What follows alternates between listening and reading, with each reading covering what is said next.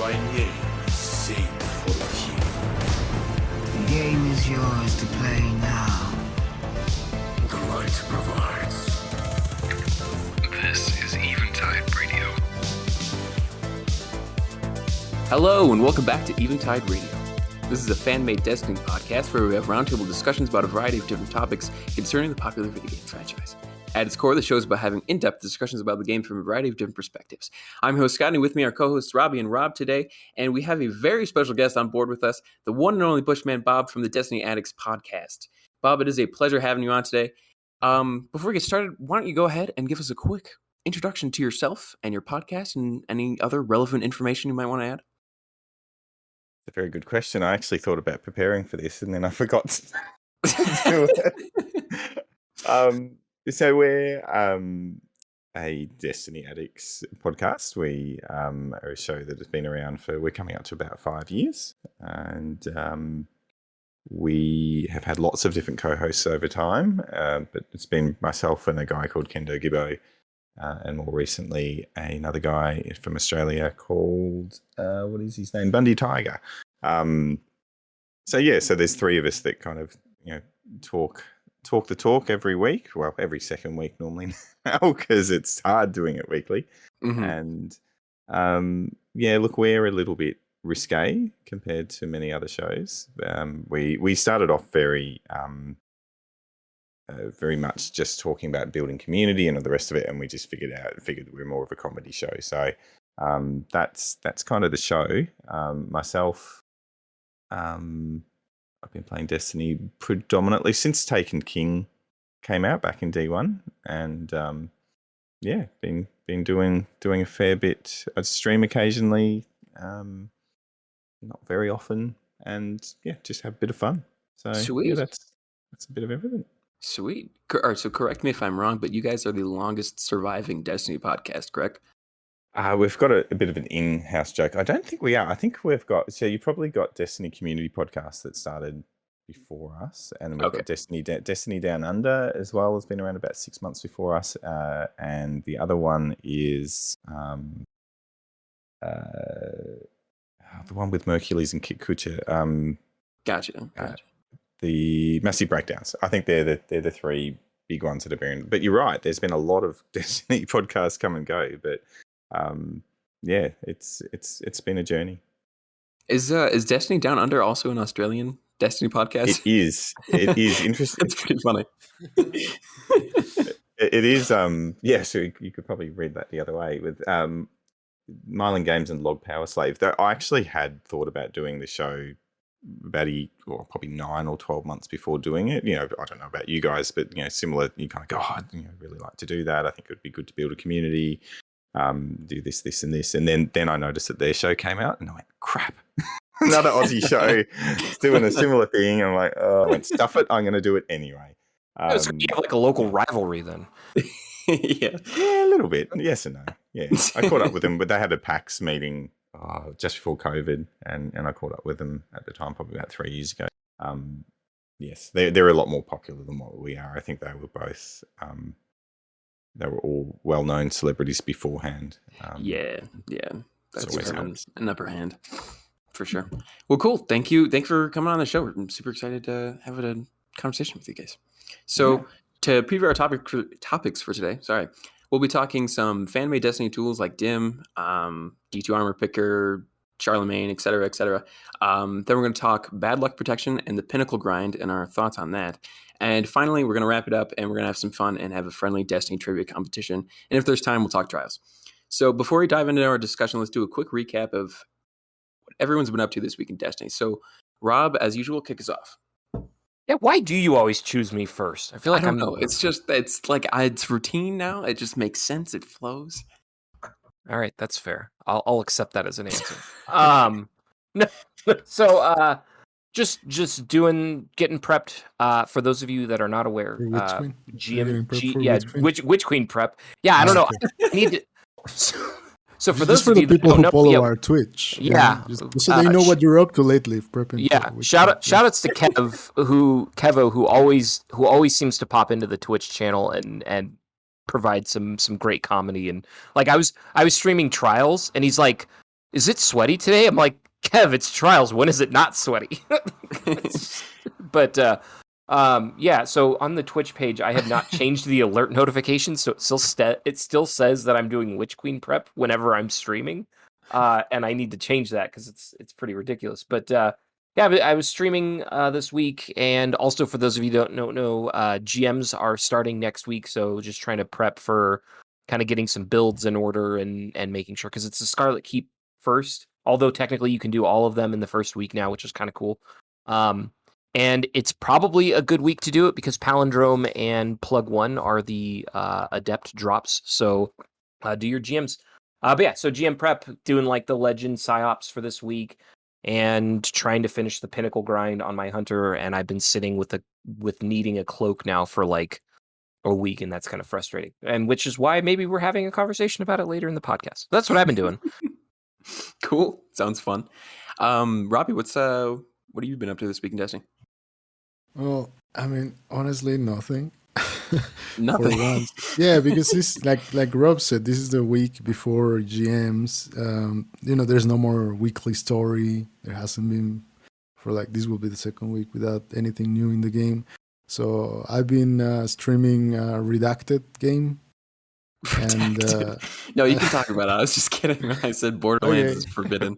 Yeah, no, I've been grinding it out over on Tiny Tina's Wonderlands. I don't know, I got addicted to it. It's pretty cool. I like it. I like how it's gonna be like DLC, so it's not like a live service game like Destiny, but it will be like a good thing to have on the back pocket for like weeks like these where there's like nothing new in the game, Absolutely. And just taking like a little break, because I know once GMs come back, then we're gonna get back into it. And but yeah, I mean, not so much worried about the palindrome and all that. Like, I guess I don't know if I want to do all the GMs the first week, because again, it's like I do it and then what do I have to do next? So right.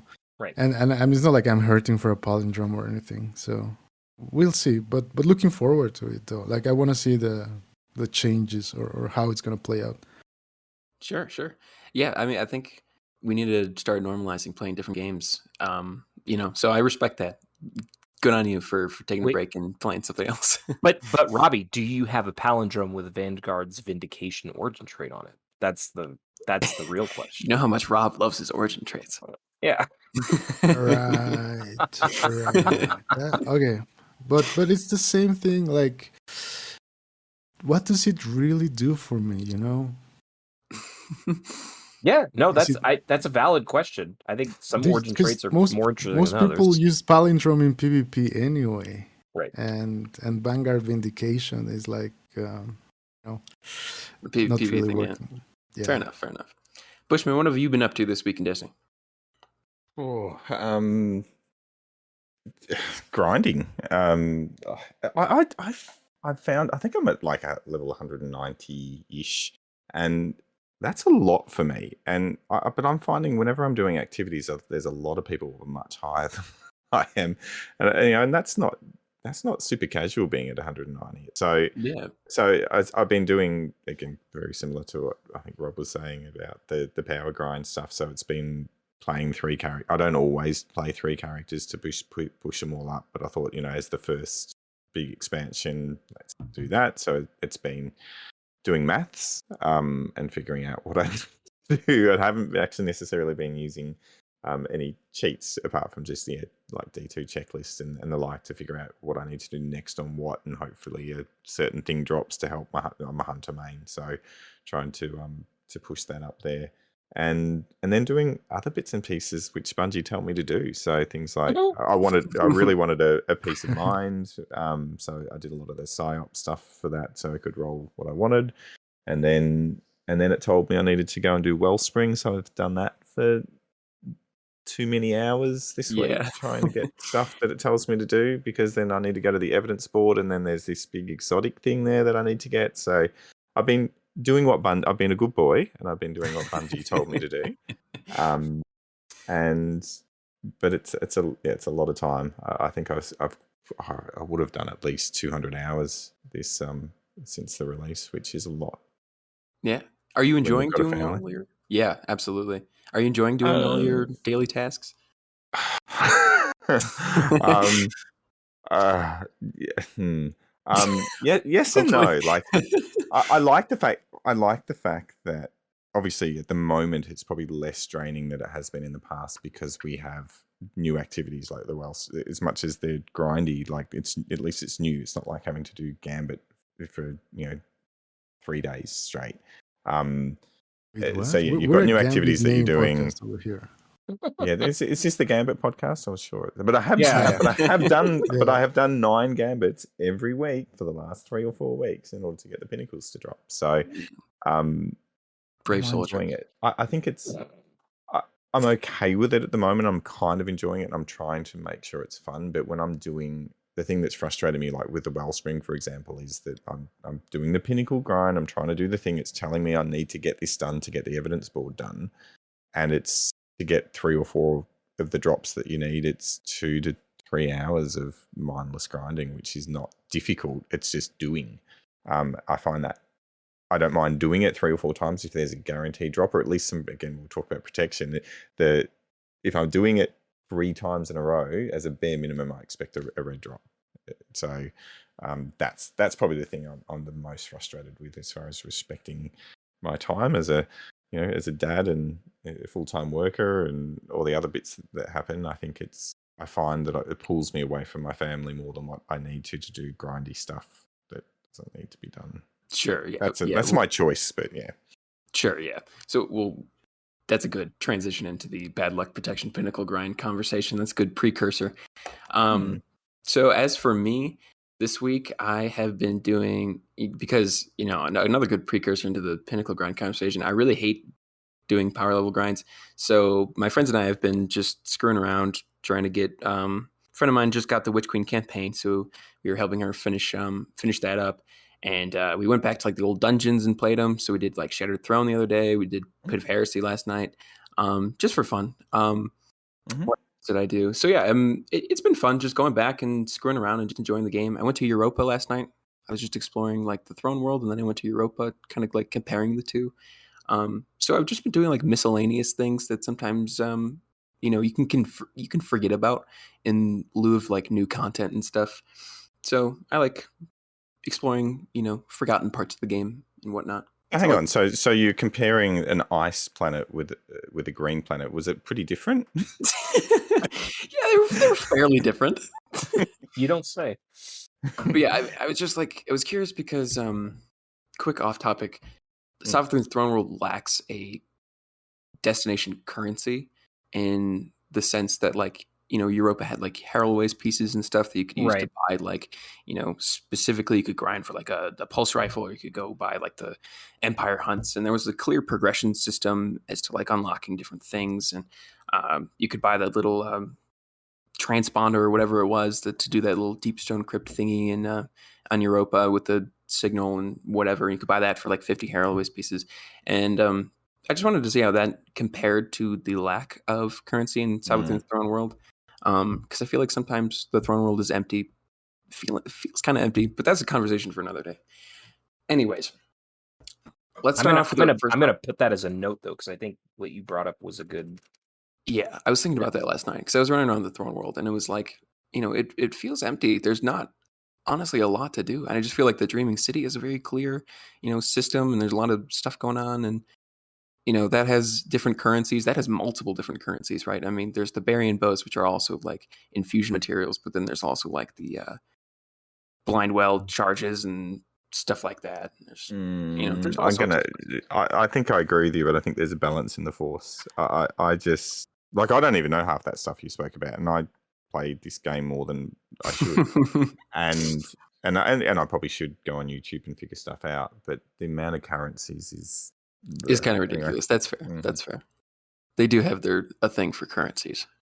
It's true. And overcomplicating processes that should be a lot simpler. Example, Exhibit A, transmog. But anyways, so for our first topic of the day, we are going to be talking about / shouting out all of those incredible fan-made sites and tools for Destiny, such as DIM, Charlemagne, D2 Checklist, etc., etc.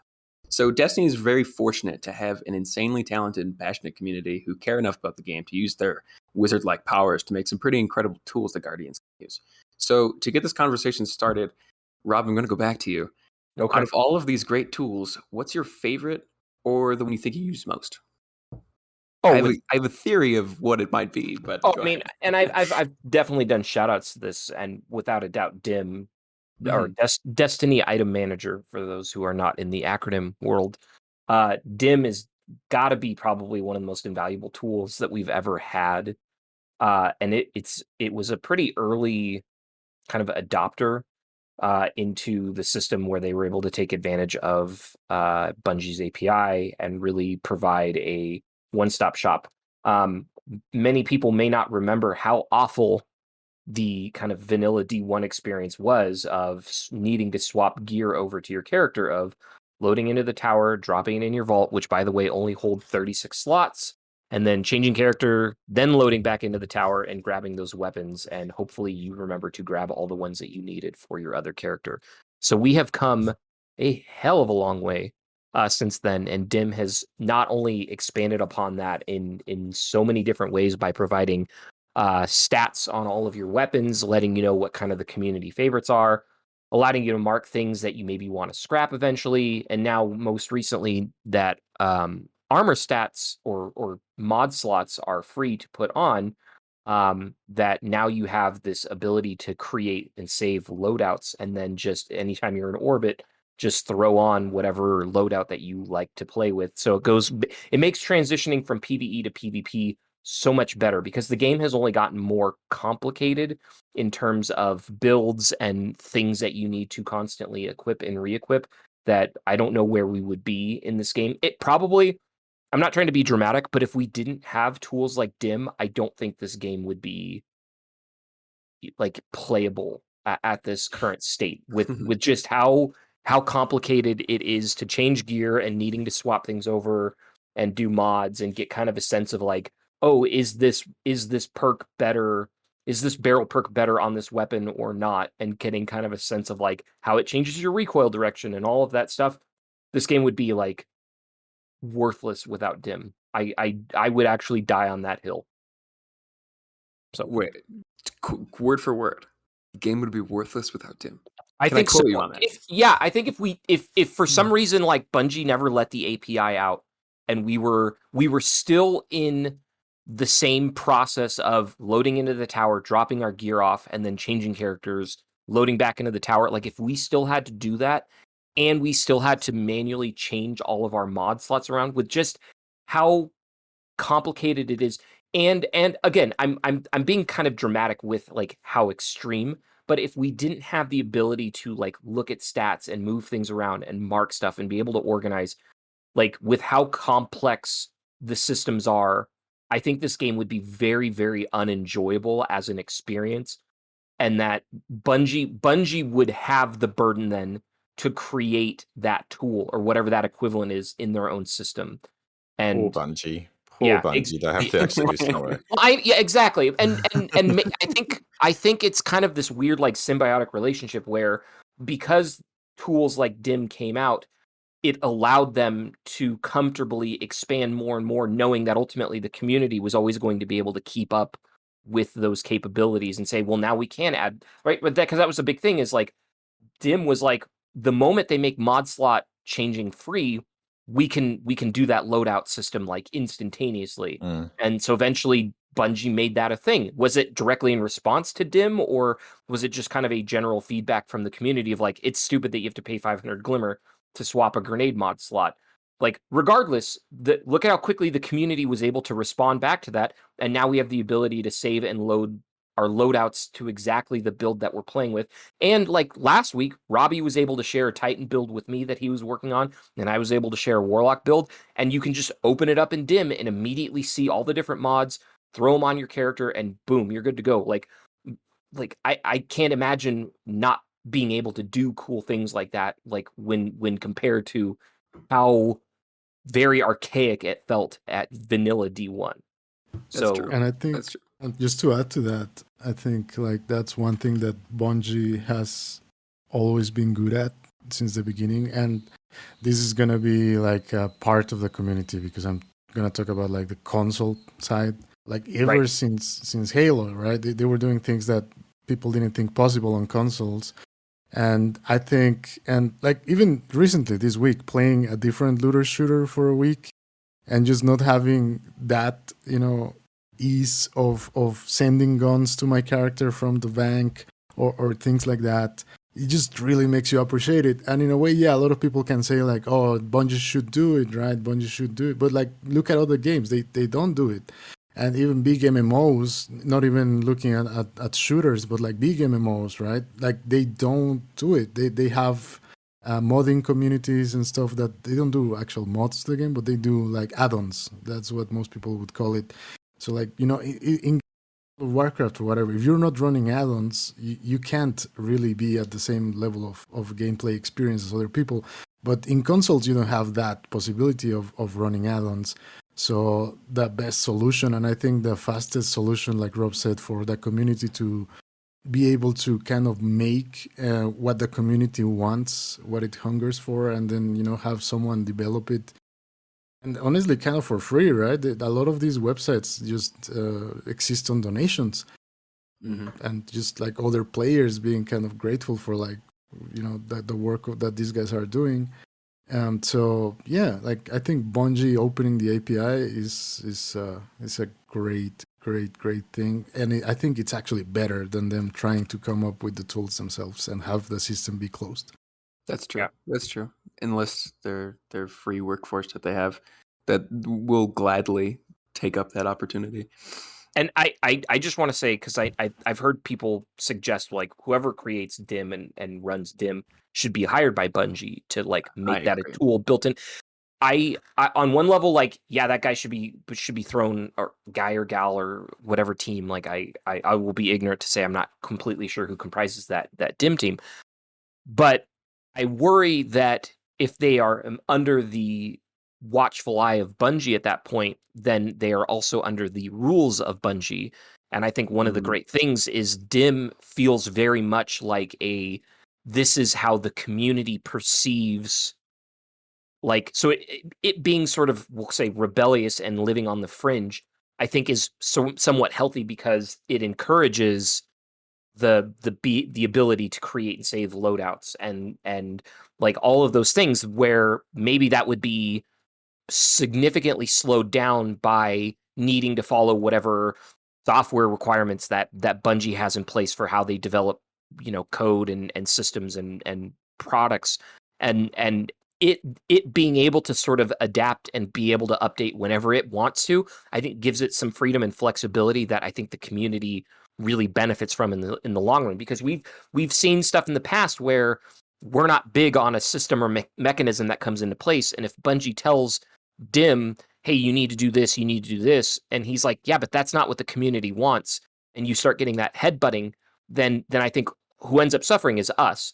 But him being able, again, I keep saying him, and I apologize, I don't know who operates DIM, but the DIM developer having the freedom and flexibility to respond to community requests, and ultimately being sort of up to date on how Bungie's doing their API, I think is kind of the best of both worlds. And the fact that he or she does have a donate button is probably the best way to kind of sustain those efforts. So like, I think it's good that they're not directly under the direct control of Bungie, and it being kind of its own thing is probably the healthiest outcome. Agreed. That's a fair and point. it also gives, like, besides that, the how fast can they respond to what the community is asking for, in terms of usability and features. I think there's also a lot to do with like player preference, and I don't know. There's the one, right? Like, was like the Info D1 that's still alive. I forget the name. But it's still DIM. It's a different drop down section of. No. There's a different website. They even have an app and everything. Commander something or whatever. Oh yeah, Ishtar Right. Commander. Oh, Commander. yes. Ishtar Commander, right? So that one was one of the first ones, I think. I don't know, honestly. Obviously, I wasn't playing back then. As the live service was going on. But so now people still use it. I still hear people using it, and it's like D2 checklist, right? Like, it does a lot of the things DIM does, but it kind of goes into a different way of interacting with your vault and with the vendors and with things like that. So it's like for people who are trying to do something else, trying to achieve a different thing. And I think a lot of that, like a lot of these things will do the same stuff, but then it's kind of up to you, like, what do you prefer? Does this one look better to you? Does this one better to you? Does this accomplish what you usually do in your routine faster or easier, or with a better interface that pleases you more? So like it gives us options as well, so like we'll go to one for one thing, and we'll go to this other one for one thing. People will recommend you this other one. Oh, check this one out, just came out to make loadouts. And there's always that, variety. And I think that's also like a great thing, because we're not just tied into like Dim is it and that's the only tool there is, which, probably would be kind of fine, but it's still better when we have all these other options that, might do certain things differently, better or worse for certain people. Like we still get to choose, and that's like a big thing about the API being open. Yeah, that's fair. Bushman, do you have any input on this or opinion? I just Googled Istar Commander. I used to use Istar Commander, and it looks like it's still up and running. I was actually going to make a point. I was a console PlayStation player before PC about 3 years ago, and I found if you rely as a console player, I knew there was Dim, but I didn't have my computer near where my console was. And yes, there's an app for it, but it's just not as, so you would have to go and do all your loadouts on the computer at another time that you weren't playing. And again, as a dad, it was like, I just want to log on and get it done. So that used to frustrate me. Now that I play on PC, whilst I'm loading and waiting and in orbit, all of that type of thing, I can just jump on Dim and move things around. I think it's a much easier and user-friendly system on PC than for console players. I'd put that out there. I would also say that I use Dim predominantly, obviously. One of the main things I use it for is if you go in there and actually type in the bar wish list, it'll basically highlight all the guns that are god rolls. So when I always struggle with my 500 volt space, and it's a matter of, you can get all the guns that are the same, and you pick the ones that are god rolls, and that's normally picked by it's community based, but they actually picked people like Mercules, who was on Massive Breakdowns, who is now actually just announced that he's going to go and work for Destiny in the guns area, I think. So I think some of the people from those things like Dim and community people are the ones that end up working with. They kind of, obviously they need to apply for the jobs, or they might get tapped on the shoulder to apply for it. But I think it probably does work that way. It shows passion, and they work in that way. But if people are, if you're struggling with vault space around your guns at the very least, I think the wish list is a really good one, especially for guns that I'm just like, I hate submachine guns, but just pick me one. Just pick me one that's good. Okay, bang, delete everything else. So, yeah, I gotcha. Do you have a favorite fan-made thing besides Dim? Anything else that stands out to you? I most recently have found D2 checklist, which is good for. I mainly use around at the start of every season, just trying to do the power grind about what activities I need to do. And the other one, when I'm playing trials, is a Destiny Trials report. It's very good to see who's carrying who and whether or not I should just jump off the bridge at the start of the game. And there's 3 players that with I think I played someone today that had 487 flawless tickets, and I'm just like, wow, I've got 2. It's time to finish. And it was there was 487, and I think the other one was 182 or something. And I'm just like, I'm like, that's a different conversation. But at least like, so to them, like, okay, I'm in a different mindset. When I'm against those players, I'm like, okay, I just need to let's all slow down. Let's just try to enjoy it. Let's see what they do so we can learn for that and have a technique ourselves. I think it's okay to play against people that are better than you. You can learn from it. But if you're going in knowing that this is going to be a tough game, it's much easier than going in there going, oh, what just happened? Who did that? Oh, I can't believe they just sniped me. It's like, well, they probably sniped me because they're very good at what they do. And whereas if you're going in there going, oh, these all players are all 0.6 KD, okay, we've got a chance. Let's make sure we stick together. So it's very helpful from that perspective. Oh, yeah. I love they're the main ones I use. I'm with you. I think another cool one, especially for discussion, is an aspect of Trials Report is the top weapons thing, where it gives you like the top 10 or whatever weapons per week. That's always fun to look at. Like I'm looking It's at the always one. fun reading it on Reddit. And Oh, people yeah. complaining, the fusion rifles, and it's like, just count them. It's hand cannons and shotguns, people. It's always has been and always will be. Yeah, exactly. Luminarch's still sitting at a comfortable number 4 on There you go. top weapons of all of the week, so it's always fun to see. But yeah, Trials Report is awesome. Robbie, do you have a favorite fan made service besides DIM or Trials Report? I think, well, the one I probably use the most is honestly D2 Checklist. Dim will come close. But just to shout out somebody else that does a lot for community is the guys who do Charlemagne. It's a Discord integration bot.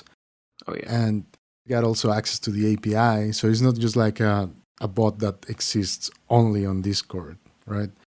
It will do things like pull your weekly Iron Banner stats. It will pull your most used PvE weapons. It will pull the report from your last PvE or PvP activity. Will show you, your kill death ratio. It will show how long it took, which activity it was. It can also do things like set up raids so that people can join and be like, okay, I'll be there, or maybe I'll be there.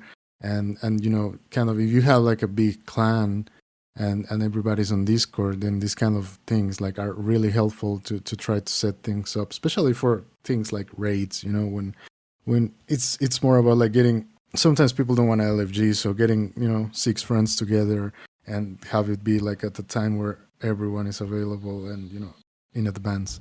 And they do great things on Discord. And I think there's a way to have it also work on Twitch chat, which is kind of crazy. So you can, I guess now like there's the extend Bungie that does like show you what people are using as they are playing.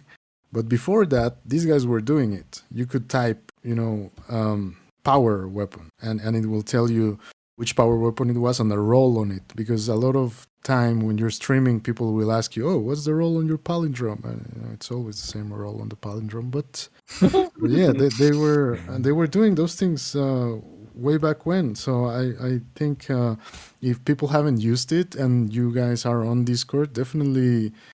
Even if you like ours, like mine, if it's like a small community, right? Having the bot on Discord, and it's also like a free one, so they also do survive on donations, and we do try whenever possible, to throw a coffee at them and whatnot.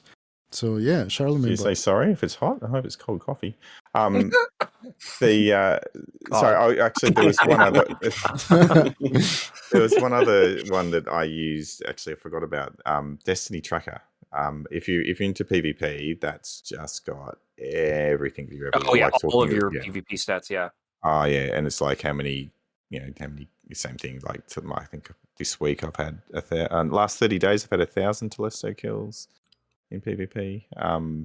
So nice. It kind of it'll break it down and it'll probably tell you what your crutch is. And, That's pretty cool. Very good. One other one that we didn't mention is Braid Tech. That's one that a lot of people don't really use, and it's kind of weird because it's like a really, really powerful tool, but it doesn't do any of the vault management systems that the other ones do, like DIM or D2 Checklist or Ishtar or something. This one is actually more for, I would say it's more for like completionists, because it will track your triumphs, it will track your catalyst, it will track all these things like real time as you are doing them. So like if there's something you're missing, if you're looking for collectibles, if you're looking for like anything in the game, this thing will have maps. This thing has like an interface that is probably out of all the applications that are out there made by the community. This one is probably the prettiest one in my opinion. It looks like the game. Like you could put this in the game and it would be like even better than how the game looks.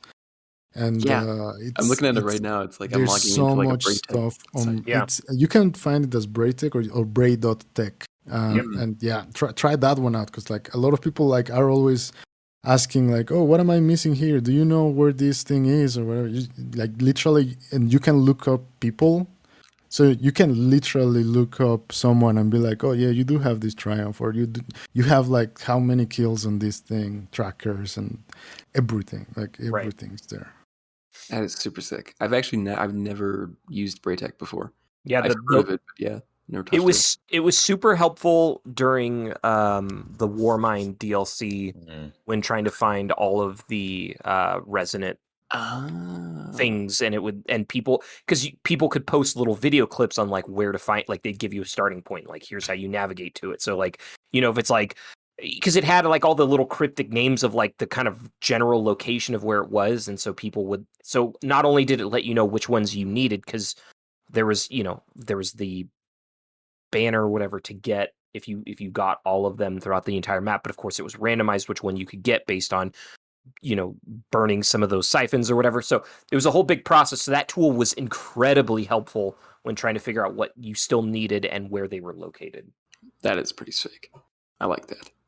Another one I want to shout out is, I know no one here I don't think is as big a fan of the lore as I am, but there's a cool one. It's not really as intensive as like something like Braytech or Dim. It's pretty simple, but it's just kind of like a compilation site of all like these lore pieces, and it looks really pretty. It's called Ishtar Collective.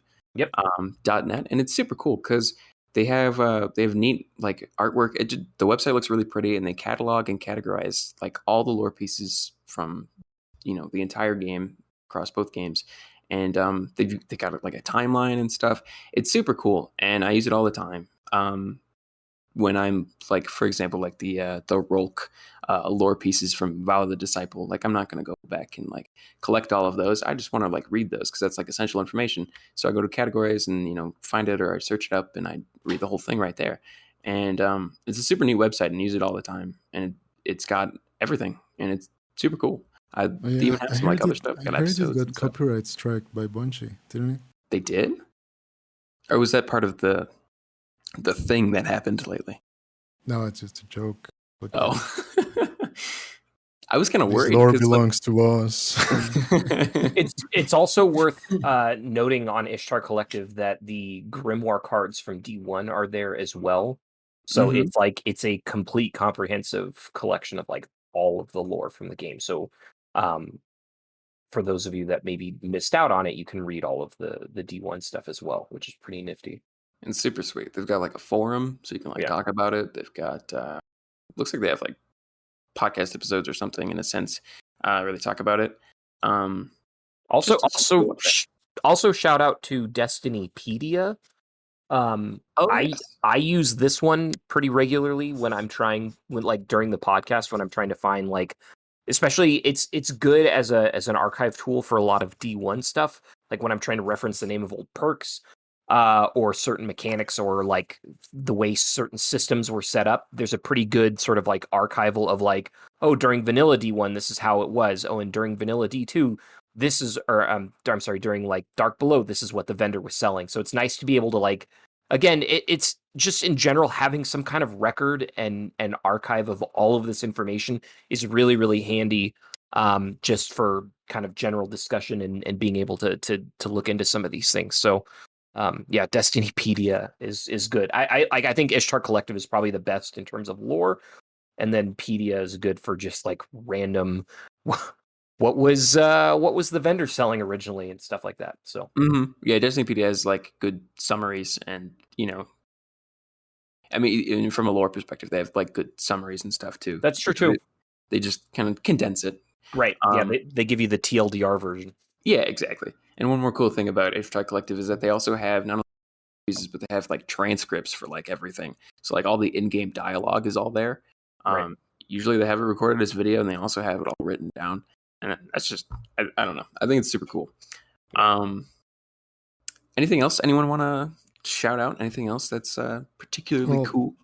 The last one that I would like always recommend to people, especially when people are kind of newish to the game or returning to the game or whatever, and they're kind of lost in like which activities are giving pinnacles and all that stuff. And like, when a season is new, the first couple of weeks, everybody's trying to get their level up and whatever. For me, I know there's a couple options out there that I haven't tried, but I always use that Destiny Optimizer. So it will show you by slot your highest level item. It will calculate your base level plus your artifact level. But obviously, the interesting one is the base level. And so for every slot, it will tell you, okay, on this one, you will, let's say, not benefit from a powerful, or it sometimes not even benefit from a +2 pinnacle, right? And a lot of people don't even know there's like +1 and +2 pinnacles. Right. So this one will put like your powerfuls and your pinnacles on a list, and you can kind of check them off as you go. And it will tell you like, oh, do this, try to get a +2 pinnacle now, because if not, it will probably be wasted. Or sometimes it will tell you to get powerfuls. If you want to make it easier, it will also suggest you, like, especially this season, we had armor back in the season pass. So it will tell you, oh, pull your pants out of your season pass, right? And that will bump you up like 2 levels. So that's like easy one to Pull your do. pants up And from where? Your season pass. Where- You didn't where get they pants need out to of your be. season pass? Yeah.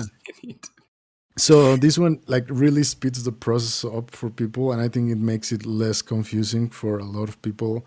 Like, because I think a lot of them just, you jump on and you try to do pinnacles, but you do them as you go and you don't really care. You're not like, and it's so, let's say, quote unquote, easy to like optimize and then not be like, getting nothing out of your pinnacle. So yeah, Destiny Optimizer is my choice for that.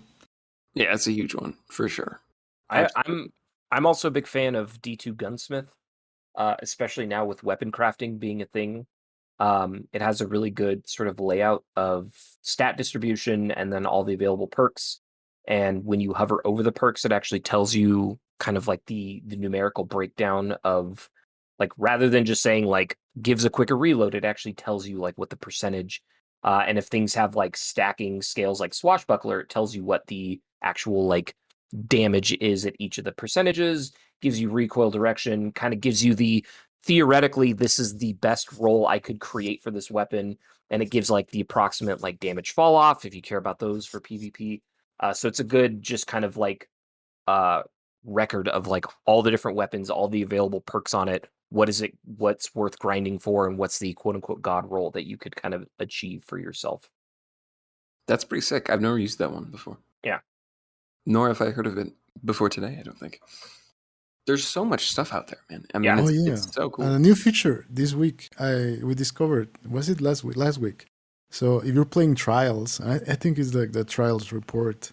Now they have a feature where you can, like, if you're playing against, like, I know all of you guys, Hunter mains out there that like to dress in white and then wear your Trials emblem, even if you're not that good at PvP.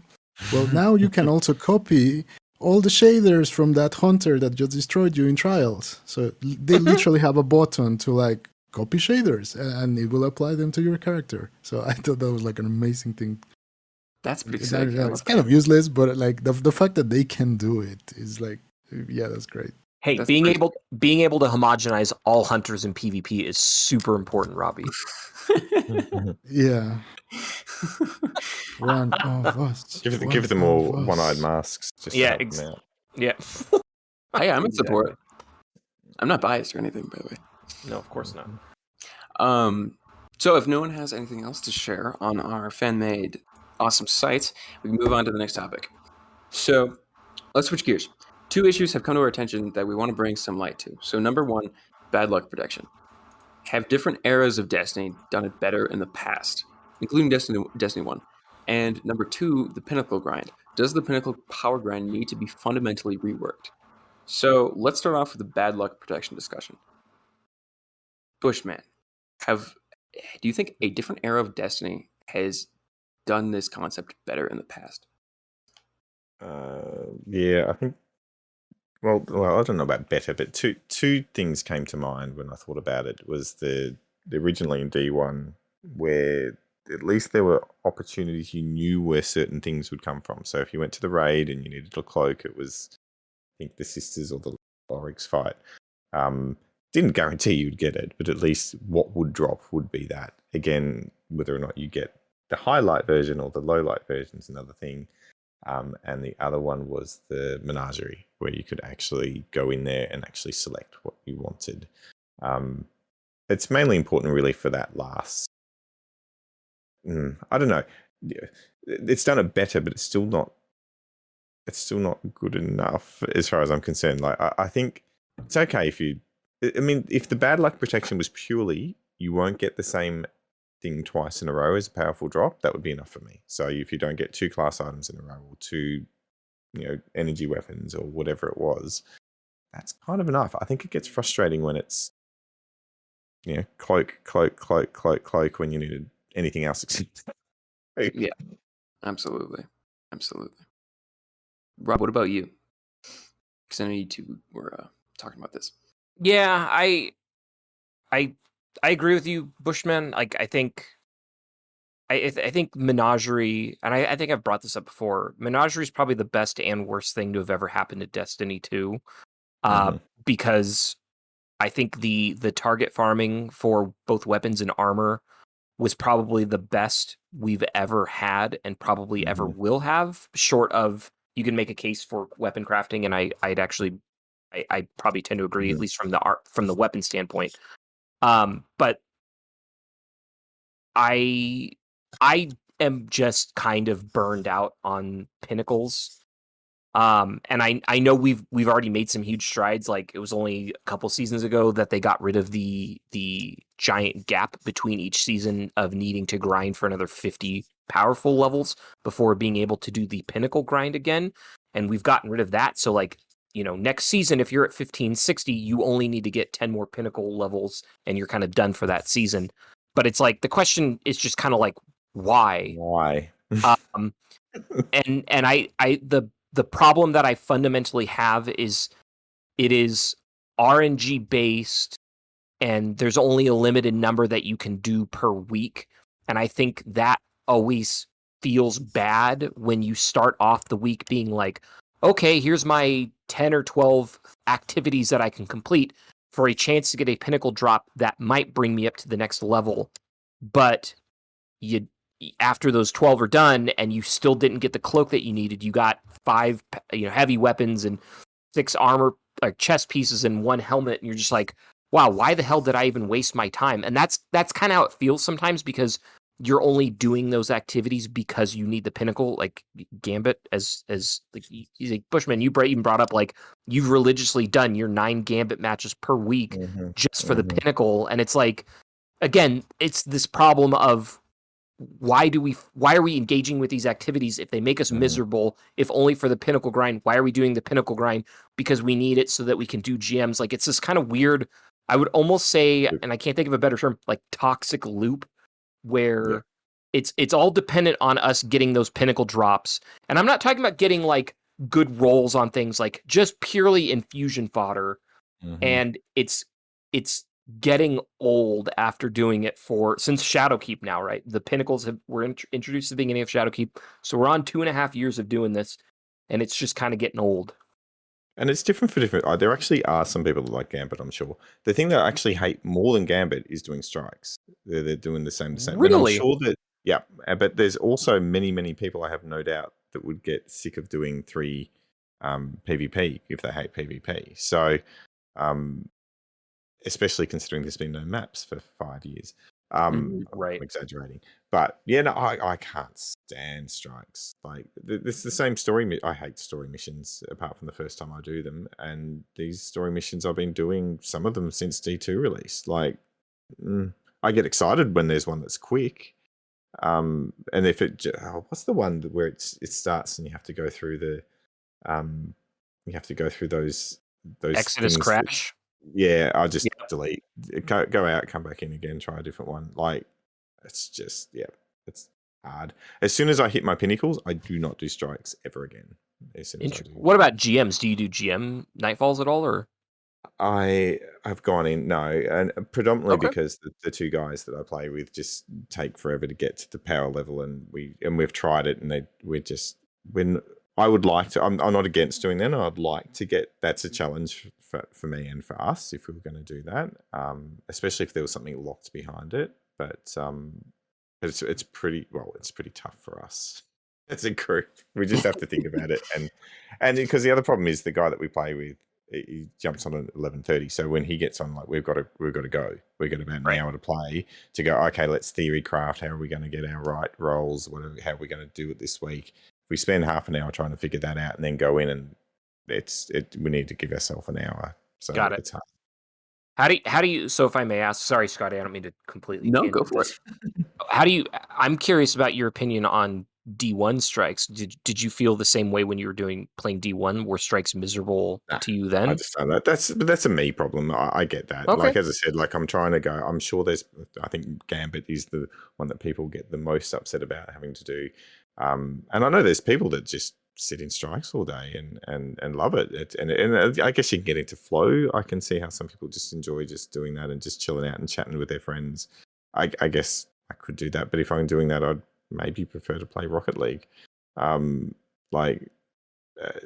don't play games just to chill out and do nothing at all. The other game we play is Sea of Thieves, and I like aspects of Sea of Thieves, but I also don't love just sitting on the boat for 10 minutes waiting for something to happen. So I'm a very outcome focused kind of person. That's why I don't hate the idea of the pinnacle grind. I like maths. I like putting the stuff together and putting a strategy together and achieving something. But doing the same thing, literally, I'll probably play as everyone else has the same strike 1,000 times. So. Mm-hmm. It's a fair point. I mean, it's a valid position to have. I mean, you're entitled to your own opinion, and a lot of this game is like, like you said, just kind of doing nothing. And if you're like grinding stuff, a lot of the actual game part of it isn't really there. I mean, the focus is talking with your friends and stuff. Yeah. It's very. It's the friends you make along the way. Is that the Robbie, do you have any I input do on the? wish- Go I ahead. do wish they had like more social spaces, because I feel like, I mean, I don't know about like, it's a game about not doing anything, because like I've played Sea of Thieves, right, and I like the idea and I like kind of the game a bit, but then it got super stale super fast for me. Like I didn't get the point of getting loot to buy cosmetics where the guns are always the same. Mm-hmm. Like you can have the starter gun and it literally performs the same as like the guy who has like the most flashy cosmetics.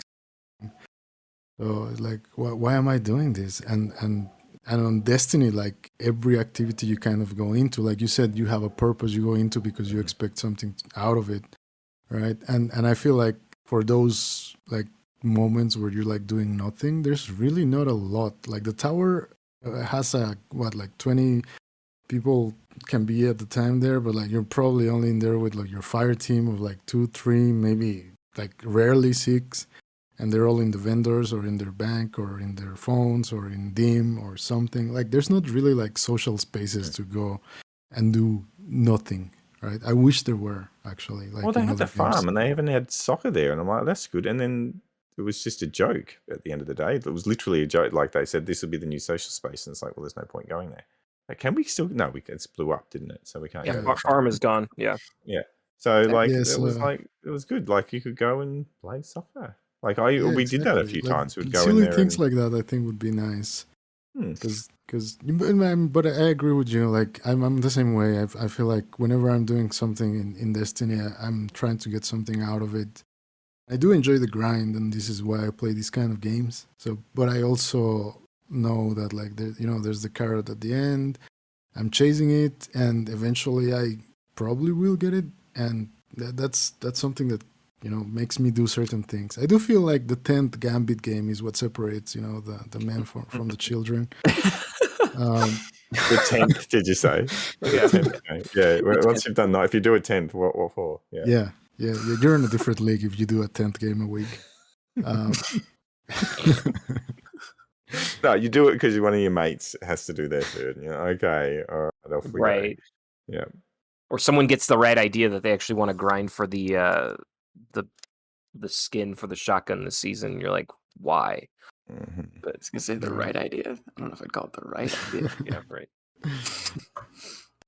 Yeah. But there's always. I feel like that's one of the beauties of the game. That there's always something to do, like depending on your mood, right? Like maybe one day you're into PvP and you have the time and you want to be concentrated and whatever. One time, maybe like you said, you want to just chat with your friends while you do something and test out builds, which is a lot of why I run strikes and things like that, or lost sectors, is to test out my builds. It's like, oh, how fast am I getting back my grenades? How many kills can I get without like, you know, having to be in like a more, I don't know, like a raid activity or something. Like I test it out first somewhere else. But also, and I got completely sidetracked.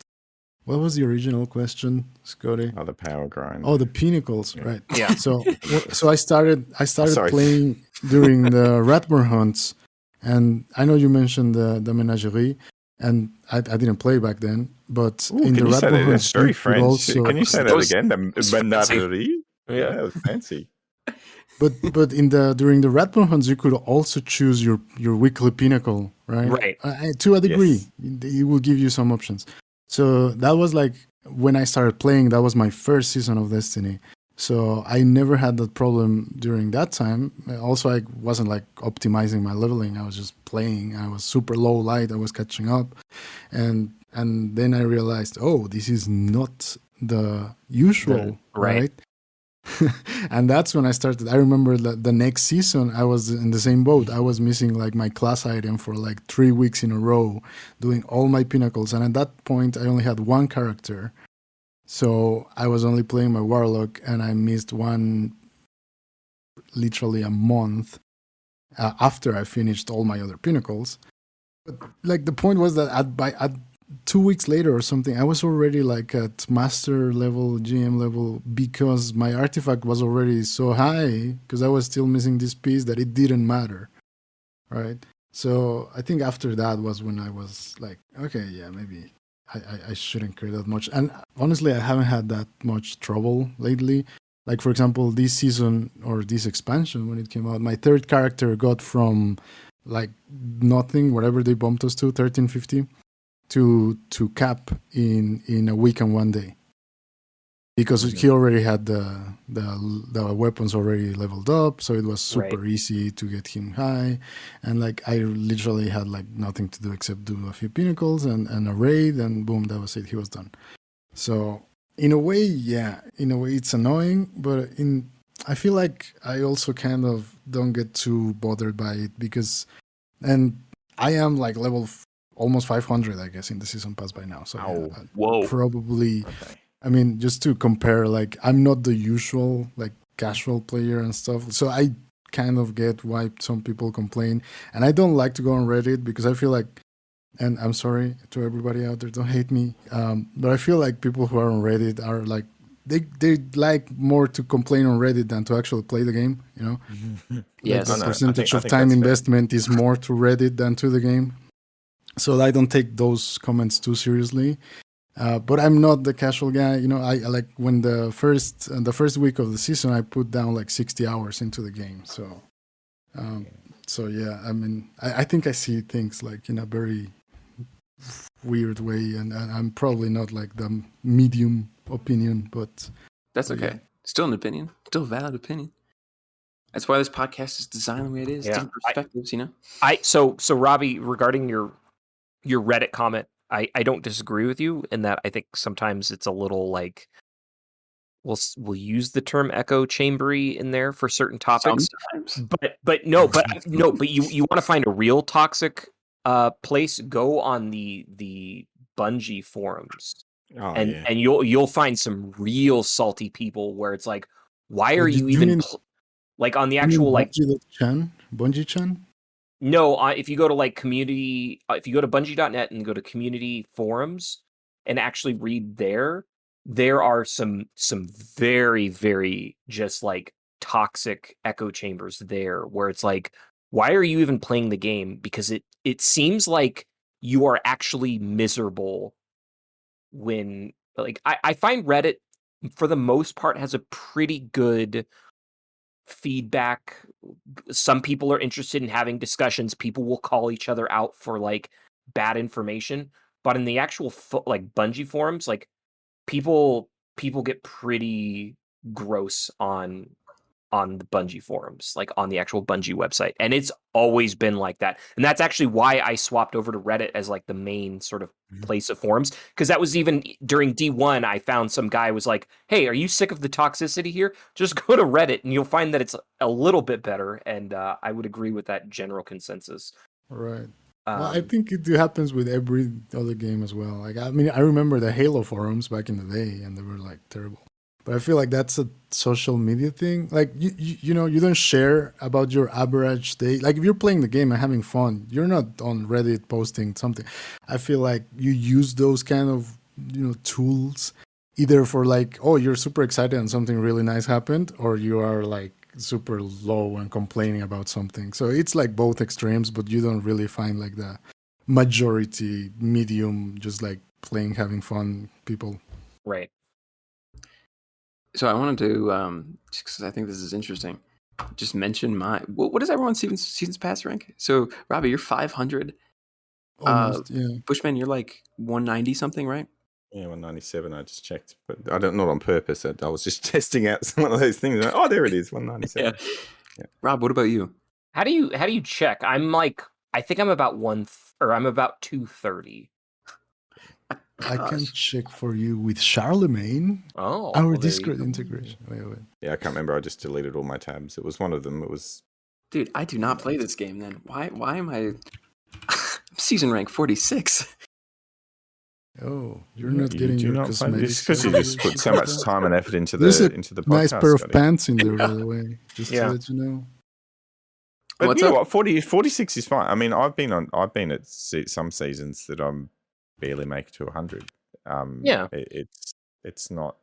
It's just because this one's been so big. I don't think I think the highest one I ever got to was, you know, the one. There was a season where they had that reward stuff, and you just had to keep dropping stuff into that person in the tower. I can't remember now. Yeah, that was Season of the When the Worthy. bygones. Yeah, when I was trying to get all my bygones drops, which I had many of them, and then they got rid of that gun. Yeah, something like that. Yeah, I got it to like 400, but that was not because of work. That was just dropping stuff off. But I think probably last season was the highest I've ever been, and that was like 330 or something like that. Yeah, because that one was extra long. Yeah, because that was 6 months. Yes. It was essentially 2 seasons worth. Mm-hmm. Yeah. Yeah, don't feel bad, Scotty. Yeah, don't feel. Yeah. I mean, that's you yourself just brought up. Like, we all approach this game from kind of a different perspective. Yeah, like that's Bushman, you said you're a father and you full-time job. I have a full-time job and I'm married, and like I typically play at night. And like I do probably, and this is the only game that I play. Besides I play Mario with my wife pretty regularly, but that's my other vice, if you will. But Robbie, you stream this pretty religiously, at least, like, you know, you're playing Tiny Tina's right now, but for the most part, you stream a few hours a day. So you're playing the game longer. You're inevitably going to have a higher light level. Scotty, you're a full-time student and you work, and like, but you also, you engage with the game enough that you have good opinions. You've got good roles on things like that. He reads the lore. I don't go. You read the lore. But that's what's great is like this game has. He said, by the way, just to clarify, he said that the information about Rolk was like super important. I don't remember the word he used. I thought it was pretty important. It was necessary information. I don't think he has even like beat Rolk yet, but he needed that information. Oh, sorry. So I was going. Yeah, I didn't know what you were talking about. But so Scotty's like, so I haven't done the raid. I haven't even dipped my toe in it. And I hadn't, as I said, I haven't done Deep Stone Crypt. I think I did Vault of Glass a few times. I find it really one of the reasons I started the show 5 years ago was to find. I think you'll find people in North America and Europe have a stronger base to pick from people that is just more people online, and Right. just more people to play. In Australia, it's just like 3 is easy, 6 is just hard work getting a team together that's going to turn up, and I'm sure that's similar for me. I've heard that from many people and many podcasts, but it's just hard work, and it's hard work finding. Obviously, we have the 3 of us having 3 other people that will put up with us and will go through the journey, and it's hard. It makes, and then I like the raid. I actually listened to your last show when you were talking about it, and I looked at all of the. I'm actually really good with memory normally, but I went 21. I'm like, I'm not going to memorize 21 things. I'm sure I would after 5 hours in this. Like, I remember being at Golgoroth for 9 hours, but I mean, I'll push it out, but hard. It's hard Yeah. to like commit to doing that's a funny to raid. hear from you. Sure. Actually, that's interesting to me because in my little tiny clan we have actually a couple Aussies and they are on like pretty religiously, and we play often with them. And I know that our time difference is a problem sometimes. Like it's super early for them, and we're like really late at night or things like that. And I do remember, and this will be like a big shout out to the unknown hero that saved me from like my 9-hour Divinity run when I had no idea what I was doing in the game. And I didn't want to quit, so I ended up making LFGs. And then this Australian guy joined, and he was like, "Oh yeah, I Sherpa Divinity runs all the time." And he invited like a couple of his friends, and boom, first try. After like 9 hours of hard suffering, this Aussie guy came and saved the day. So. But the main thing for me is as well is that as much as I play a lot, it's like 9:30 at night until whenever I sometimes 2:00 in the morning, unfortunately. But like that's my time slot, and it's once or twice or 3 times a week. And I'll do other bits and pieces when I can jump on. But like to commit, like if I was going to do a raid, I kind of need to commit 3 or 4 hours. It's hard. Yeah. Yeah, that's fair. That's fair. I mean, 3-4 hours, especially with like a new raid and stuff like that. And especially the more complicated ones, like the big ones that drop, like Last Wish and Vow, I think would be lumped under that category. And there's a lot to learn. But that's one again going back to the services, right? Like that's why I like Charlemagne a lot, because we can get to program our times and figure out the rates. And honestly, like I would recommend people like even like yourself, right? Like join like a bigger clan where there's like things going on all the time, and then like we do raid runs for most raids in like an hour average. Right, so the time commitment is not as tough as when you're LFGing, because I know think you even know when who you're talking to, Robbie. Like we, yeah, like, no, if you have all see, three of us, that's what we will do. die so That's many times. that's what we do, though. Like we enjoy helping people. I enjoy helping people. Like I do a lot of PvE help on my Twitch channel, and I like that. Like we will get a raid and we'll have 2 people or sometimes 3 people, and we will be teaching. And we'll get them through, and we know that it will take longer than average, but it will still be like an hour and a half, So you said about Charlemagne. I didn't realize there was an option for that. We used to use a thing called the 100.io, which it seems to have died off. Like it was really good for a while, and then it just but it was really good with time zones because same thing. Like for me, it's like I know I'm going to get on 9:30 or 10 o'clock. I can definitely commit for 10. So if I just lock in a time for 10 and it can actually write in there, I'm committing 2 hours to doing this, and then other people can just jump in. I found that really, really helpful, but then it's really dropped off. I'd put it in there and no one would be on the system. But yeah, like Robbie, I'm interested. What does Charlemagne do? Well, it doesn't really work like an LFG. It's more like if you're in the server and your Bungie account is associated with your Discord account, then you can join like basically programmed raids or activities. Like you can do, it's basically like an LFG inside a Discord server. So for us, it's helpful because like I can set it up, and even I can set up for even next time. Friday at this time, and people can join, or they will put like maybe. But that's within your own Discord server. Yes, exactly. Yeah, it's not like open for everybody.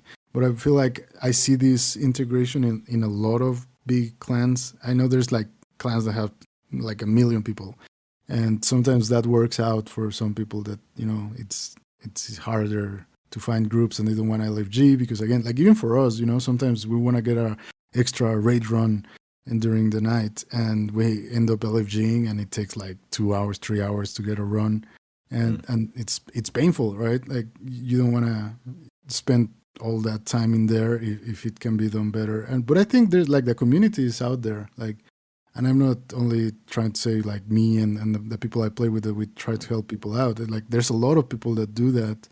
Like I've been there's another Twitch streamer that I really like playing with that he will literally help people get Divinity in under an hour. Like every time I've run a Divinity run with him, to help someone, we do it in under an hour, which to me just blows my mind, right? But the resources are out there, and the community is out there, and I think it's just like a matter of, and like you say, like if you take like 5-10 minutes out of your time before your gameplay and actually search for something like that and get something done, you'll probably achieve it. I've done a podcast for 5 years to try to achieve it, and I still haven't got there. But I've got the on Discord itself. There's the Destiny 2 LFG thing, which I use for most content, but it's not particularly great. I found in the verbally stuff. So if you just need a group to just get something done, it's really good. But I just find it's like if you want trials, it's like you need to be 1.8 KD. It's like,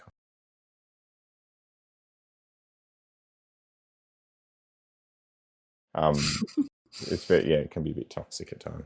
But. Yeah, LFG is not a solution for sure. It's a useful tool too. I mean, I'm not gonna bash on it because I use it a lot. But let's say that I use it for those activities where we don't need that other person on the voice chat. Comms, yeah. That's fair. Yeah, I mean, LFGing raids is always an experience. Mm-hmm. I've got plenty of story about LFG raids. Yeah, it can go both ways though. Last week we had a raid for Valve the Disciple where we LFG'd 4 people, and we literally did all the encounters first try.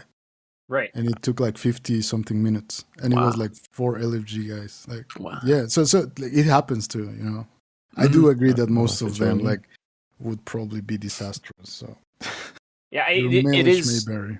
It is an interesting gamble. I will say the current clan that I'm in. Interesting gamble. Well, the current clan that I'm in, they needed a 6th guy, and I just happened to join, and we were hitting it off really, really well. And they invited me to the clan at the end of the raid because it was like, I mean, we probably wiped a couple times because we were like goofing off, but we just had good chemistry and had a good time. And so, but I've also had the ones where it is a revolving door of like 2 or 3 guys leaving, and eventually you're just like, if I maybe just started with a different group, we might be done by now.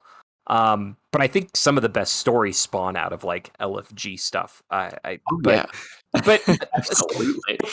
I think though, like fundamentally, I think all of you are bringing up good points, but I think that's not to get like meta or cheesy for a minute, but I think that's kind of the magic of this game is like, look at how many different levels of involvement you can get in this game, and all of us still get some level of satisfaction out of playing it. And I think that's a very important balance that this game has been able to find over the years of like, you have the extreme like Robbie who's playing potentially 60 hours in a single week when content first drops, and Scotty who's playing 6 hours a week, and but that 10x delta has a vast difference of what people can engage with and what they enjoy. And maybe you just want to play a couple of Crucible matches, and that's fine. But maybe you want to go all out and do the pinnacle grind and get to, artifact to level 300 or 500 or whatever it is. And like, I think that's what's cool is, you don't feel pressured at this. Like it was much worse in D1 in terms of like, if you wanted to get any sense of like endgame, you had to play the raid. And that doesn't exist anymore. You don't have to play the raid to feel like you've gotten some sense of completion out of this game. And I think that that's important and a good spot that the game is in. It can be. In saying that made me raid in D1 because I was a completionist and wanted to get the pinnacle stuff. And now that I don't have to, it probably stops me from doing the thing that I want to do. Interesting. Yeah. Well, that's fair. But also, are you playing the game the same amount that you were back in 2014 or 2015? Mm-hmm. Probably more. I think I'm up to really? 2,500 hours in the last 3 years. So wow, okay, it's a lot of hours. I see because like I consider myself to be an old man at this point, and back in 2014 when I was like single and living with roommates, I would hide away in my room and stay up till like 3 a.m. every night, even though I had work the next day. Raiding just to maybe get a chance at a Fatebringer roll or something like that. And like, I can't do that anymore. Like I'm too much of a wimp, and I can't engage. So like, I still play the game pretty heavily, but I'm not putting in the thousands of hours that I used to compared to probably D1. And I think it's just because my life has changed so dramatically since 2014. But again, that's what's cool too, is like people, how much they engage with the game has like changes and evolves over time. And it's crazy to think that like this game's been out for almost 8 years, and how much it's like, Scotty, what, you were in middle school when the game first came out, or high school? I think it was probably middle school. Right. It's like, it's insane. Like Yeah. So yeah, it's cool. it's weird. Yeah, I mean, I'm 2 years into college now. So yeah, it is weird. And to add on to your point about people having different levels of engagement and still enjoying the game, there's this group of people that I found out exist. For example, I would love to have him on the show in time. It's fascinating having conversations with this guy. My friend's dad plays Destiny, and he doesn't care about getting the new expansions or anything. And he just kind of like does like patrols and like story missions and stuff like that, and strikes, and like is satisfied with that. And it's so interesting to hear his like perspective on the game, because I'll ask him, I'm like, like, what was your favorite gun? He's like, man, I really like the colony. I like shooting the little bugs on the ground, and like they clear the room so fast. And I'm like, I haven't heard the word colony in like 3 years. Like it's really fun having conversations with. He's like happy with like the stuff that he has, and it just. I'm trying to get my kid into it. So I'm 43, nearly 44. Mm-hmm. I'm getting. Well, have had my. I've got a 15-year-old son that jumps in and out of it occasionally, does his own other stuff as well. But so yeah, and my nephew as well. So yeah, I guess I would have been early 30s when it came out. So I've been married coming up to 20 years. So, but talking about like there is a balance. Like it does put pressure on the marriage, because this is my hobby, and a lot of a lot of partners don't get. If you're not a gamer, you don't understand. Like this is my downtime. This is also especially when you're older and you've got kids and responsibilities. This is my social time. Yeah. That as much as I say 9:30 till 1 or 12 or whatever, like that's when I get to talk to people and debrief about the day and talk shit and all that stuff. So it's different. It's different for different people. It's like a marriage. It's magical. It's magical. But well said. Yeah. No, but that's nice to hear. Honestly, that's nice to hear. And I agree with you, Scotty. There's like, we have a guy like that in our clan that like he's a solo guy, right? Because it's funny how it ended up for us, but like a lot of the people in there are older guys. We also have like really young guys, but most of them are like older, and a lot of veterans, like military veterans, and which are retired and have a lot of time to play, and they like this game, and that's kind of what they do. So we have one guy who does the same thing, just goes around on his own, and the only time he talks to us is when he needs to do something that he can't achieve alone. And then I also met like the guy who, for example, helps me on trials, right? He's old enough that his son plays, and they both do carries for trials, like father and son helping someone else playing Destiny together. So like the variety of people that you can meet in this game is crazy, and it's interesting, and it's one of the greatest things. It is super cool. It's super cool how many people this game draws in and satisfies, and I think it's kind of a testament to how the general gameplay feel is. Just like at the core of the game, it's about like shooting aliens, and it feels really good, and that draws in a lot of people, and it's just really cool. There's a lot of people. And it's got Telesto. It's the best. So yeah, that is a gun that exists. Sadly. Wow. What? It hasn't really broken Witch Queen yet, has it? I don't think there's anything. Not yet. It will. Should be one of those like days last since Telesto broke the game. Like there should be a counter somewhere. You would think. I think I'm at 38,000 PvP kills with that one now. So really, yeah, I was playing trials with someone or something, and it's LFGing, and they were looking at everyone's loadout, and they looked at me and they went. I think they were about to say, "Oh, I don't know if Telesto's meta at the moment. Do you want to swap it?" And they looked at me and they went, "Oh, 38,000 kills. I guess you can keep that one on." That's funny. That's great. So, are you guys ready for Destiny trivia? Let's do it. Oh yeah. All right, let's go. I'm scared. Do I need to answer in the form of a question? Or? No. Okay. Absolutely not. I actually hate when they do that in Jeopardy. I have never understood that. It's very It's like the ultimate form of pretentious douchebaggery. Is I my absolutely. what is pretentious douchebaggery? I would take pretentious douchebaggery for 20 points, please, Scotty. Yeah.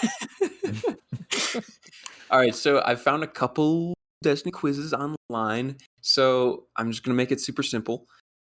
I'll go question by question. I'll ask a question. I'll give you the options. And then whoever answers first and correctly gets a point. And I'll keep track of it. Oh, you actually keep track. Okay. Oh, yeah. I'm going to keep track. You guys Cool. will win a pat on the back if I ever meet you in person. Okay. So let me pull out a pen real quick. I'm going to make a little tally sheet so that I have everyone's score. Oof, look out. Here we go. Getting real technical here. All right, yeah. We got Rob. We got Bushman. I will not be participating. So You know the answers. yeah, exactly. So question number 1 from buzztrivia.net from the quiz titled "Only Die-Hard Raiders Can Get 100% on this Destiny 2 quiz." Oh, okay. Which I don't think is true. That's a bit of an exaggeration. And it really doesn't have anything to do with rating. Anyways, first question. Who has control of the Leviathan currently? A. Valkaur, B. Argos, C. Valistar, or D. Callus? Callus? You're correct. Congratulations.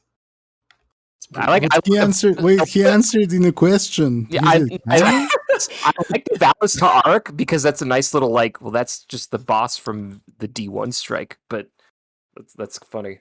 Okay. You were unsure, but I will give it to you. Well, because I was like, is this like a trick question because it's disappeared and maybe it's like the disciple or something? But -1 point for answering in the form of a question.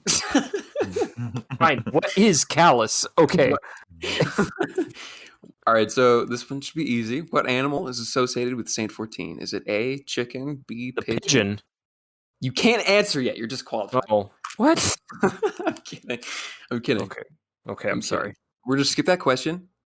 I should have established his ship is called the Gray Pigeon. I know. I got to give all the answers first, and then you can answer. No, because in Jeopardy you're allowed to buzz in before he's finished. This isn't Jeopardy. This is Eventide Radio. Jeopardy? Okay, that's fair.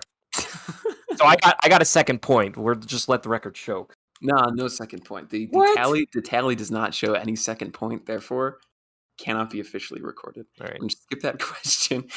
Once I get through all the answers, then you can answer. All right. Keep it fair, Why was that a raid question? That has nothing to do with any raid. Oh, none of this has anything to do with raid. Okay. Well, I don't know why the raid was that, but kind of, yeah. But not like technical stuff. Like, all right, that's fair. What's the name of this symbol from Vow of the Disciples? All right, next question. Which of these is not a place in the Dreaming City? A. Aphelion's Rest, B. Concealed Void, C. Harbinger's Seclude, or D. The Queen's Walk? Concealed Void. B. I think it's the Queen's Walk. Concealed Void is correct, Robbie. Congratulations. Where is Concealed Void? That's in your pants. It's Europa. Oh, that's Europa. Yeah. That's a lost sector in Europa. Well, there's Concealed Void in my pants. Yes. All right, question number 3/4. Which of these planets is the first in the Sol system? I took this quiz before I. Oh, wow. The first in the Sol system. This is not a Destiny question. This is literally like solar system. What is the first planet in the solar system? Is it A, Earth, B, Mars, C, Mercury, or D? Mercury? Oh, he didn't get through the options. I didn't hear that the fourth one was. I knew it was Mercury before we even started. So did I. But we have to wait. That's for the rules. Questions. Yeah, that's the rules. -1 point for Rob again. I got 3 points and Robbie has 1. That's what I'm hearing. No. You're jumping the gun. -2. You know, I'll give you this point. You have 2. It's 2-1. 3. Okay, good.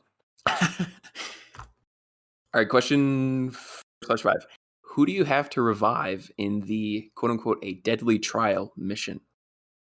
Is it A, Vance, B, Sagira, C, Panoptes, or D, Anna Bray? I think it's your pants. Great answer, but that's not. What's the mission? It's called Concealed Void. Trial. No. not a concealed void. It's a deadly trial. And the options are what? Vance, Sagira, Panoptes, or Anna Bray. Sagira. Yeah, Sagira. Sagira is correct. Yeah. Congratulations, Rob. You have 3 points as of now. Okay. What is the name of the first encounter in this past raid? Is it A, Town Square, B, Bombs, C, Berserker, or D, Tunnel Access? I didn't know there was an official name for it. I'm going to say D because I've never played it before. For Valve the Disciple? For Scourge of the Past. For Scourge of the Past. And what are the options? Town I'm still Square, locking in D. Right. Town Square, Bombs, Berserker, or Tunnel Access? Probably First A. encounter? Yeah, I think it's A. Town Square. Yeah, I Have think to Town be Square. Robbie, It's do you have written down. an answer? But I'll stay with D. I'll stay with C. I don't C? even know. Yeah, C. It means C is yes in correct. Spanish. Yes! Ah, What was C? in doubt, say C. C! What was C? Berserker. Berserker. Oh yeah, okay. Because Town Square I think is like the location, but yeah, the Yes. encounter, yeah, okay. Yes. Good job, Robbie. You completely guessed. Congratulations. All right. Which exotic is locked behind the Leviathan raid? Is it A, 1000 Voices, B, the Chaperone, C, Vex Mythoclast, or D, Legend of Acreus? A. Legend of Acreus. Locking in D? It's D. Alright. It's D. Okay. So I haven't got either of them, so It's all good. Got 4-2-0. Bushman, get on this, man. I'm just throwing letters out there and seeing what happens. Here's an easy one. Quote unquote, this is what the question says. I am not saying this. Here's an easy one. Which of these used to be a vanguard for the... Okay, this is an easy one. A, Amanda Holiday, B, Banshee 44, C, Vance, or D, Cade 6. Cade 6. D. Yes, sir. Yeah, that is easy. Don't give Bushman the point on that one. Congratulations, Bushman. You get a free point. 1 point. What race were created on board? Oh, this is a deep lore question for you guys. What race was created on board the Exodus ship called the Yang Lue? Is it A, the Fallen, B, the Warlocks, C, the Awoken, or D, the Iron Lords? Awoken. C. Yes, sir. Awoken. Congratulations. What is your objective in the Broken mission? Is it A, retrieve Awoken relics, B, retrieve Exo relics, C, human relics, D, Arkborn relics? The what mission? The broken what? D. Broken Courier. D. It's D, D. Broken retrieve Courier. Arkborn relics. Robbie? A broken courier. I'm gonna go with A. I don't even remember this mission. I'll A, take C. Awoken, C, human. Rob, it is correct. It is A. Oh yeah, because that's in the Dreaming City. You're From the trying to find the Dreaming relics. Yeah, broken courier. Because they're injured and they're like, oh, you got to go find this thing for me. And then Alright, yeah. The one Okay. that deletes every week. Yep. there you go. What is the name of the little girl penguins you find on Napa? Is it A, Mika Abram, B, Tony Abram, C, Sylvie Abram, or D, Nika Abram? D. C. I got Rob. nothing. I guess. Rob, correct again. Yes. Making up for that pigeon question. How many worm gods are there? Are there 4, 5, 6, or 7? Worm gods. Ooh, 4. I think there's. I'll say 7 then. Just because it's Bungie. Bushman Yeah. said Bungie. I said 4. 6. It's 4. 4, 6, and 7. The answer was 5. None of you. Oh, it's It is Ouch. Yule, Ear, Zol, Ur, and What about Zeta? Is she considered one now? who is Zeta? Is that the Val one? She's the mother of all of them. So technically, I guess this was probably made before Val.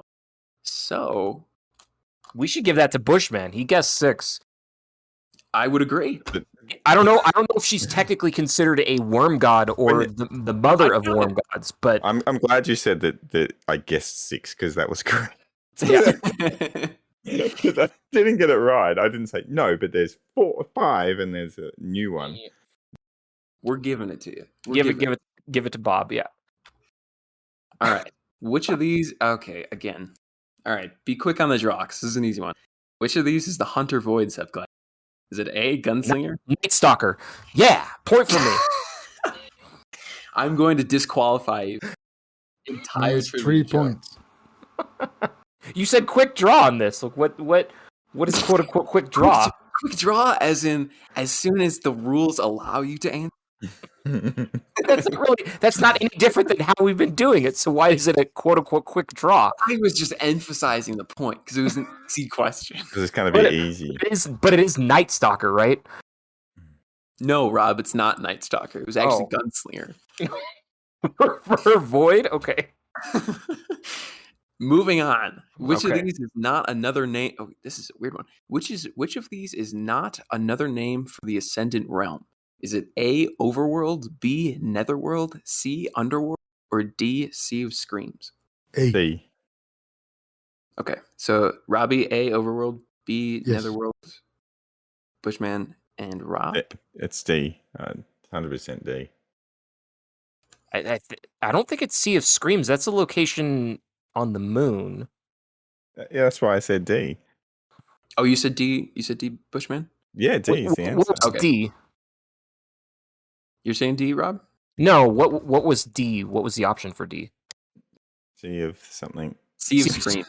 I don't Sea of think Thieves. it's Sea of Thieves. I think it's Sea of Pants. No, Void pants.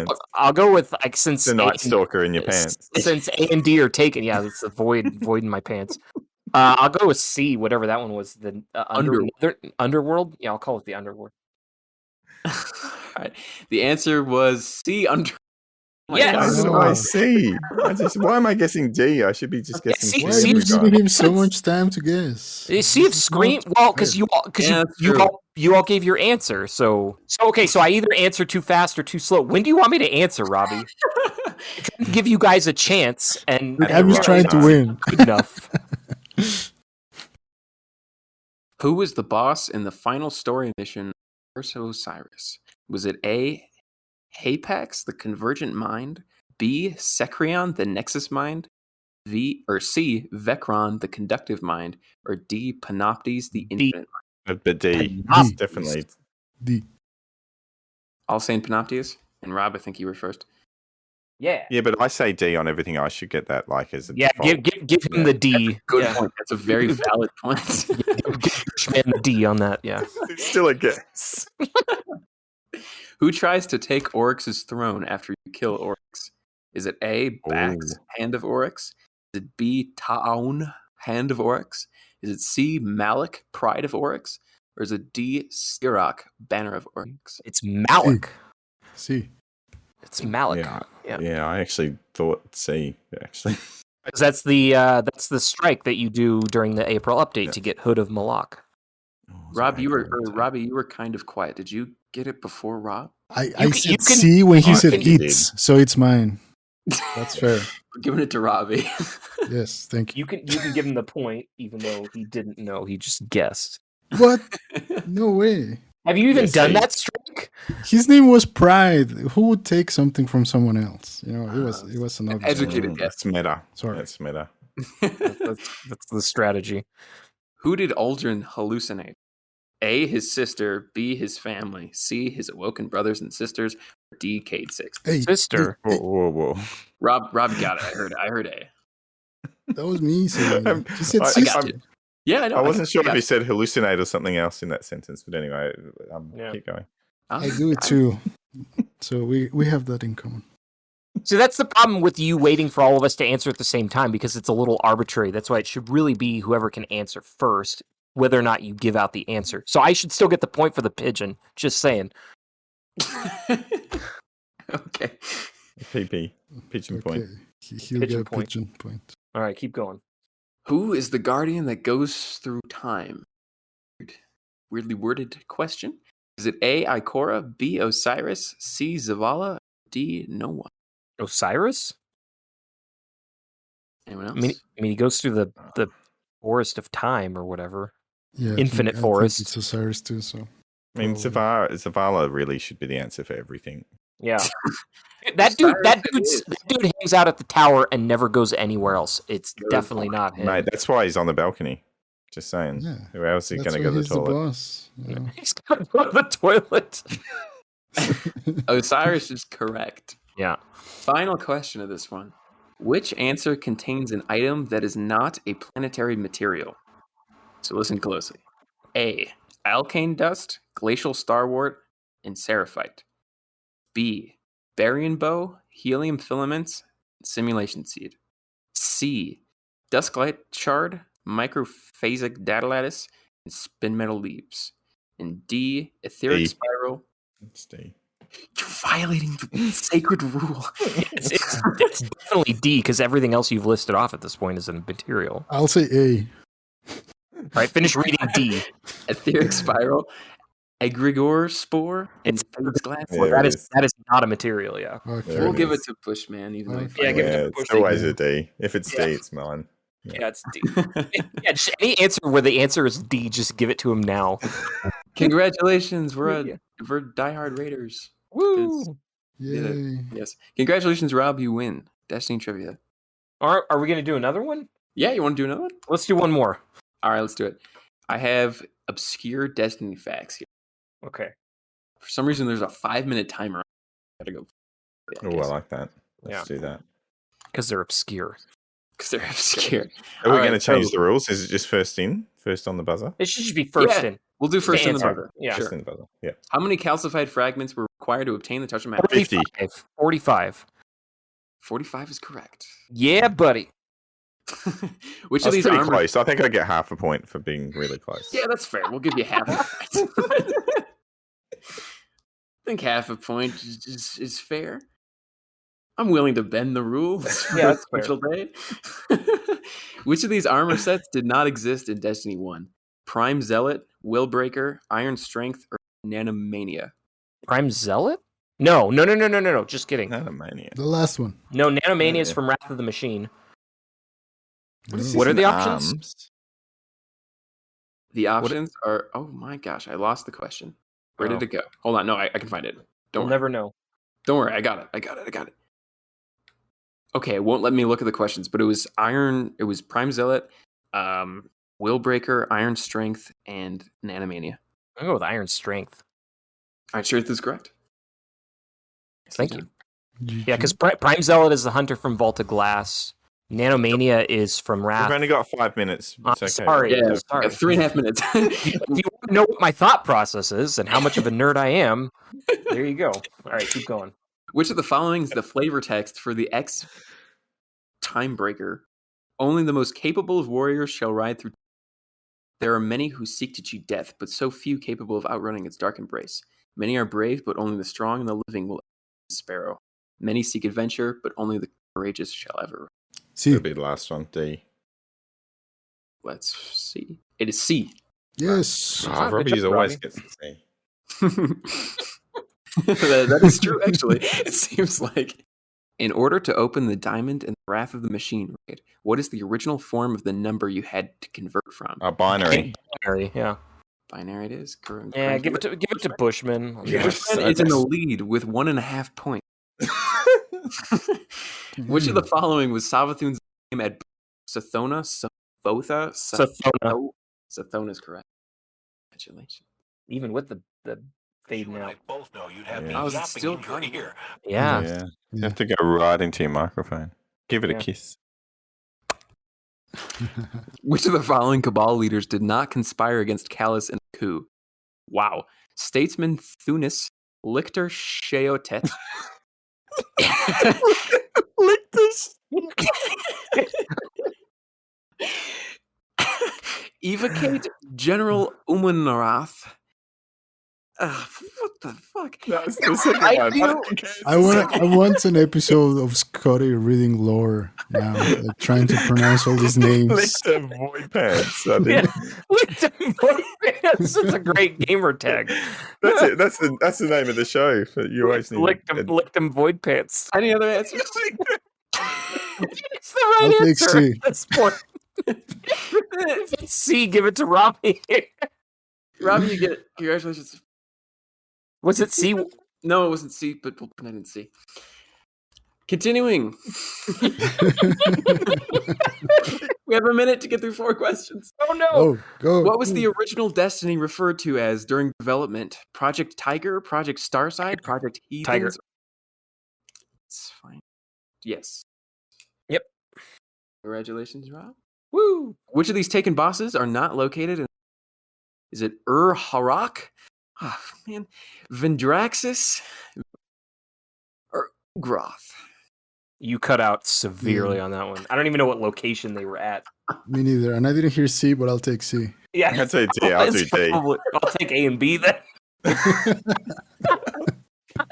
It's D. Who had D? Yeah, Bushman. Yay. Which of these is not a quest step for any Thorn? Weaponize the Known, Harvest of the Lesser, The Steel, or Echoes of Darkness? B. Probably the steel. I'd say It is- D. It is A. Weaponize the Known. None of you get any points. Oh man. Oh. Shame on you. Which one of these Fallen is currently being regarded as a potential leader of Fallen reunification? Elixis, Lightstalker, Ron, the Eclipsed, Vargas, Clever-Headed? It's Or- D. It is D. Yeah. Aramis. There you go. Good job, guys. It looks like Rob won with 4 points. Robbie had 2, and Bushman with 2.5. All right. Well, thank you, Bushman, for coming on. I had a lot of fun. We really appreciate you coming on. It was fun talking. Thank you, audience out there, for listening as usual. And be sure to check out the Destiny Addicts podcast wherever you get your podcasts. And yeah, hopefully you can come on another time. Thank you, guys. Yeah, thanks, And, Bushman. Thanks, guys. See you Thank guys you. next week. Bye. See you. Ciao. You can put this voice recording away and go on with your life, because you and I both know you'd have me yapping in your ear for the rest of your days. Want to further the discussion? Get in touch with us at any of our Twitter handles, all of which can be found at our podcast description.